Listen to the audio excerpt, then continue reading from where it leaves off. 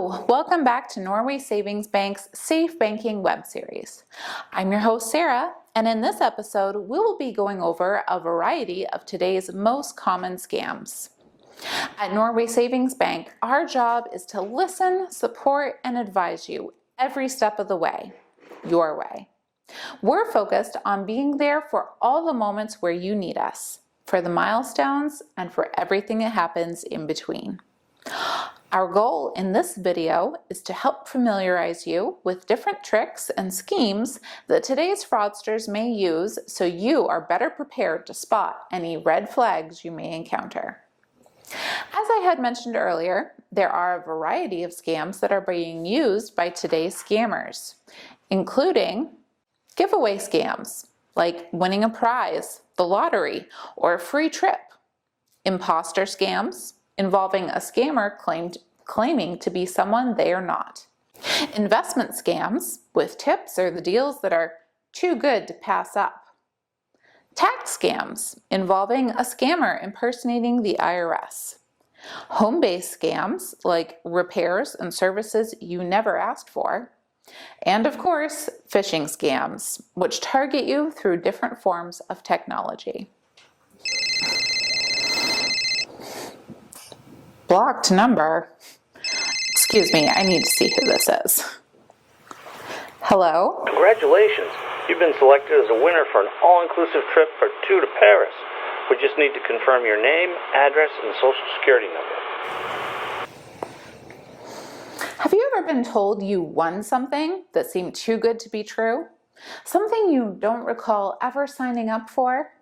This can often be the case with the giveaway scam. Giveaway scams tend to be delivered through letters in the mail, email, or by phone to someone who is thrilled to announce you're a winner. This type of scam will typically require immediate response with an exchange of personal information or request for upfront payment to release prize winnings, secure the reservation, or prepay the taxes that might be included. This style of scam truly plays to your emotions and the excitement of winning.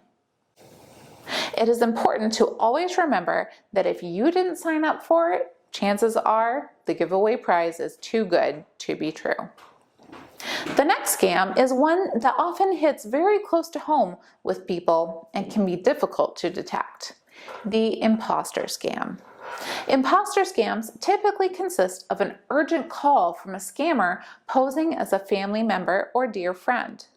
The caller portrays a story placing them in serious trouble. Money is required immediately to resolve their issue, whether that be through cash delivery, wiring funds, sending money through mail, or by other means. Scammers will also demand that secrecy is paramount and to not share the situation with anyone. These calls typically come late at night or at other unexpected times of day. The scammer will attempt to get the money before it is discovered they are an imposter.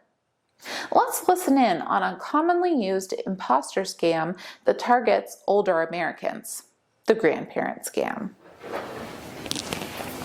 Hello? Graham? Oh, thank goodness. Listen, I'm in trouble. Who is this?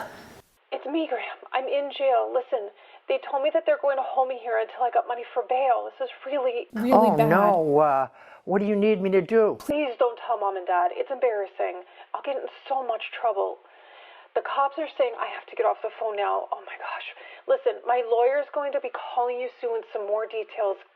Can you please help me? Yes, I can, but have him call me back soon. Hello? Good evening, Mrs. Smith. This is Danielle's attorney. She is in some trouble, but I will be able to get things rolling for her once we've gotten her bailed out. Oh, no. What has she done?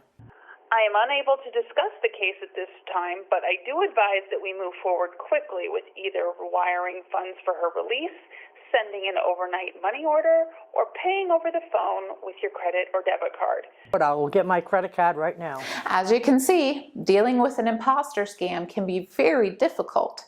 Imposters often reach out already knowing background information. They may know names, personal information, or other things about the target and their family. Scammers will use this knowledge against their target. Remember to ask questions and do not be afraid to trust your instincts. If someone is avoiding answering your questions and seems suspicious, it may be best to hang up and alert someone close to you about the call. The next popular scam that is frequently used is the investment scam.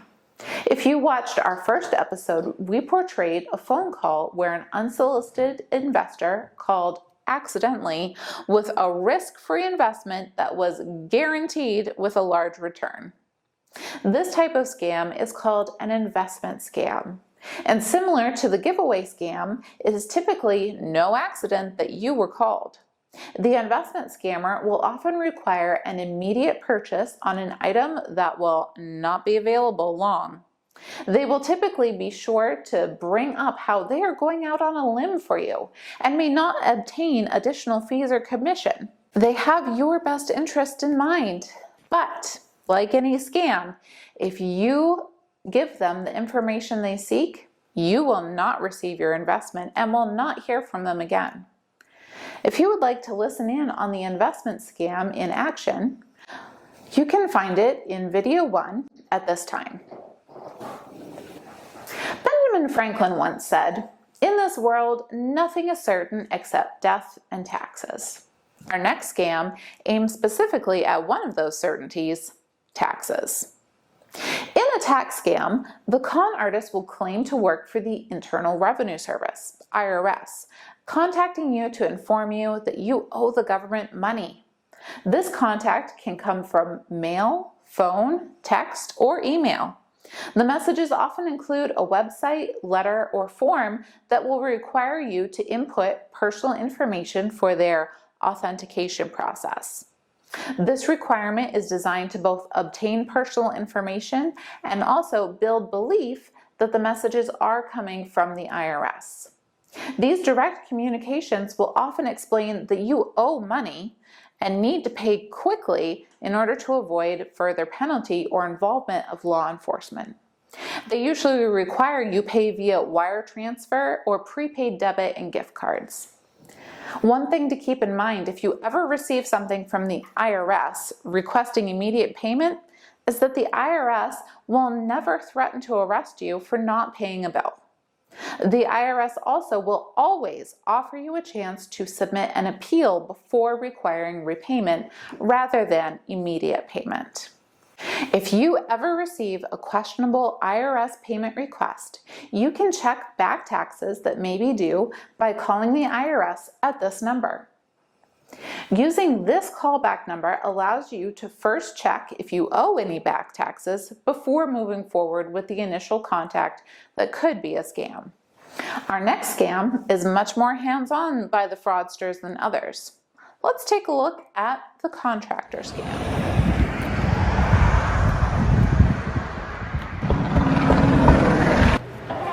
Hello. Mrs. Adler, I'm sure you've seen my crew working out front all day. We just finished up filling in those potholes for you, and because of the location of them, I was informed that we're to come here and deliver the invoice to you and collect payment. Hey, you're collecting payment for me? I don't understand why. Like I was saying, because of the location of the fixes, the potholes being in front of your home, we were just instructed to deliver the invoices to you. We were told by the town that they'd be happy to reimburse you after we collect payment here today. Wow, I'm sorry. I have to get my checkbook now? Yeah, checkbook or cash, whichever is more convenient to you. And again, I understand the frustration. We've had to do quite a few of these today, and it's not a part of my job that I enjoy having to come collect, but I can sign off on the invoice here, and then you can bring it into your town hall and they'll fully reimburse you. I don't like this at all. I just don't understand. I know you're doing your job, but I'll go get my checkbook. Let's see. Contractor scams can appear right at your doorstep, but still share similarities with other scams. These scams often solicit a job by pointing out it is or was urgent. Payment will be requested before you can verify the work has been done, or the issue will be posed as, "We have to fix this, but will not start until we are paid." Once a job begins, the scammer will claim it's much more serious than expected. This will lead to a demand for more money. In these cases, once they get the extra money, they will disappear without finishing the work that was agreed upon. In this scenario, a real job was done, but it was never requested by the homeowner. The worker tried to connect with the homeowner, admitting they felt for them and agreed with their frustration, but still required that the payment be made urgently. In this situation, once the homeowner went to the town office for their refund, do you think they would have gotten it? No, because this was a scam. The homeowner may never see their money again, and in this case, they've also given their routing and account number to the fraudster by using their checkbook. Similar to other scams, if something does not feel right, do not hesitate to trust your gut. Typically, when receiving a bill, you are never forced to pay instantly, especially for something that you never requested or signed up for. Be sure in these instances, once you try to obtain information, obtain as much detail about the person in front of you as you can. And do not give your personal information or money until you can verify their request with the proper authorities. The last common scam we will be discussing in this episode is phishing. And with this scam, you are not the one in the boat casting your line. Instead, the scammer wants you on the hook.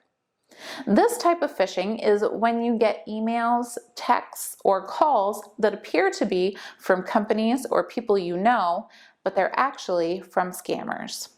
They want you to click a link or share personal information so they can use that information to steal your money or identity. Here's the bait that scammers may use.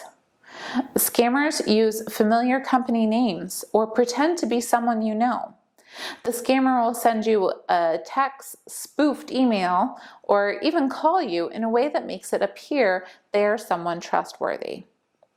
Scammers could pose as a friend, family member, or an employee of a trusted organization, like your bank, credit card company, phone company, or government agency. The bait may look and sound like a legitimate request, often mixed with personal information about you, like your date of birth or password. But like other scams we have discussed, they often say they need your information now and warn that something bad will happen if you do not act immediately. They ask you to give sensitive information like passwords or bank account numbers, or they ask you to click on a link. That link often contains malicious programs that can lock you out of your computer or enable them to gain access to financial information, even from outside the country. Like all the other scams we have discussed, once the scammer gets your money, they're gone, and you are left with the mess it may have caused. And here are a few ways you can avoid the fisher's hook. Take time to review the request. You wouldn't give a stranger the keys to your home if you didn't know and trust them. Don't give someone the keys to your bank account or personal information before you know who they are and are certain they can be trusted. A good rule of thumb in this phrase is to consider, do I have an account or connection with this person or company prior to now? Why are they reaching out to me now? If someone calls asking for information, tell them you will call them back. Always be sure to use a trusted number, such as the number found on your billing statement. If the caller tries to insist that you stay on the phone or tries to give their own callback number, hang up and inform someone you trust about the conversation. If it is an email or text, do not click any links. Always be sure to go to the company's website using a search engine. You are able to hover over the link they have posted to verify if it is in fact the location of the website you are familiar with. Be careful to look for any spelling mistakes or unfamiliar links when hovering. If they seem fishy, do not click. If you are still unsure it can be trusted, ask someone for help.